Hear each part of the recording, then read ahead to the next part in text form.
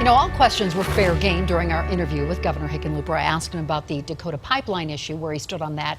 He said he hadn't read enough to really have an opinion yet. And with 2.5 years left in office, we wanted to know, is he seriously thinking about a possible post in Washington?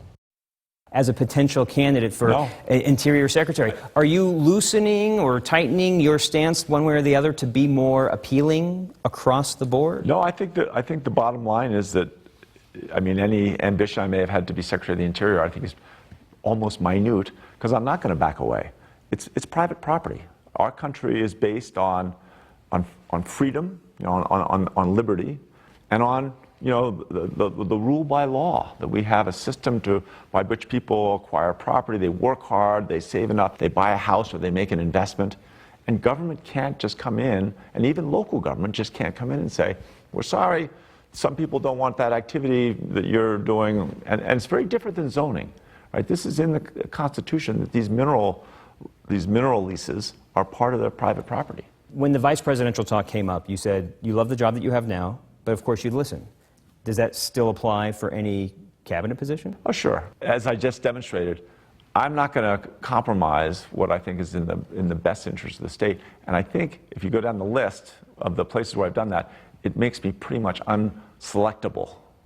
Is that like unelectable? Unselectable, which is fine. I got 2.5 years left to be in the most beautiful state, and we're doing stuff around, you know, workforce training and making the state healthier, and looking at all we're doing with the open space and the bicycle trails. I mean, this is an exciting time to be in Colorado. You'd have to pry me out here with a crowbar. Let's shift back to some state issues and the RTD A-line. You were the keynote speaker at a P3 conference, Public-Private Partnership Conference this year, touting P3s. With the A-line being a P3, what does it say when we have a system like that that is less than ideal than what we want right now with some of the failures it's had, but we're fining the P3? Well, it's not working, but they're paying for the mess. Even though it's our time, someone else is paying for it. Is that success? It's not success, but it's accountability, right? And nobody wants something to go wrong. Trust me, I opened enough restaurants that, you know, some of them, when you open them, they didn't do very well. And you had to rethink how the layout is, what the menu is, how you're going to go about attracting customers to your restaurant. And you end up wasting time, wasting money. I mean, it is no fun. And I think that the line has had all kinds of reliability issues.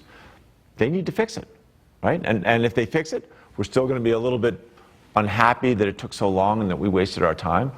But that's life. Things aren't perfect. If government had done it by itself, I can guarantee you that's no guarantee of higher reliability. But this also has national and I suppose international ramifications too, when you're talking about an image issue of this A-line having issues. 16th Street Mall, for example, a video that has gone national and international. How do you deal with that image issue for our state when we rely so heavily on tourism? Our brand and our identity is in many ways never been stronger. There's a couple different studies, like our tourism agency does one, what they call the Longwood study, and people have a very positive feeling about Colorado. And young people, for the last 9 or 10 years, we've either been first or second in terms of a destination for millennials, for young people. I mean, that's the real reason why we legalized marijuana, if you want to be very candid, is we had so many young people here and they think it's no different than whiskey. So we get good and bad with that. But I think any brand is fragile. And we have to recognize when things like this happen, we need to fix them.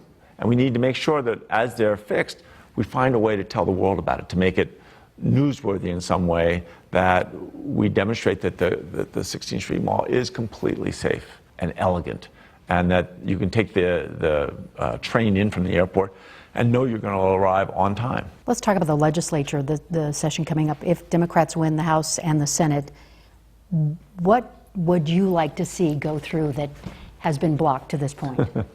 Well, to me, I mean, it seems like every week the congestion and traffic is worse. And these things take long lead time. So I would really push to get the hospital provider fee passed, you know, get that money that's right now counting against the Tabor cap, classified as a fee, which I think everyone, even John Suthers, the former Attorney General, even the President Attorney General agrees should be a fee. Then we need to really roll up our sleeves and figure out how do we take as revenues come in, how do we do a prioritization of what transportation infrastructure do we need first? My guess, if it was up to me, we'd get $250 million a year for the next 20 years, and we'd really address I-25 north and south.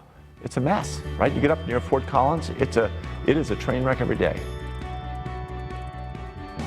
You can watch our full interview right now on the denverchannel.com/Politics Unplugged. Life after the governor's office coming up next.